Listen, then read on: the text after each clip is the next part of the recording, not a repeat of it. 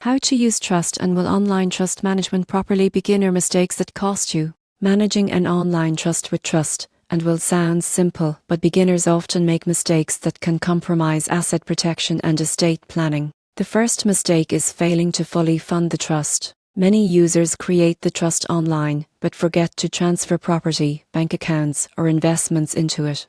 If assets aren't properly titled, they remain outside the trust and could still go through probate. Another common error is not naming successor trustees. Life is unpredictable, and if your primary trustee is unavailable, no one will have authority to manage your trust. Always name backup trustees and ensure they understand their responsibilities. Many people overlook detailed instructions for beneficiaries. A vague statement like divide assets equally can lead to disputes, especially if minor children or blended families are involved. Specify distribution percentages, ages for inheritance, and special conditions clearly. Neglecting to update the trust over time is another pitfall.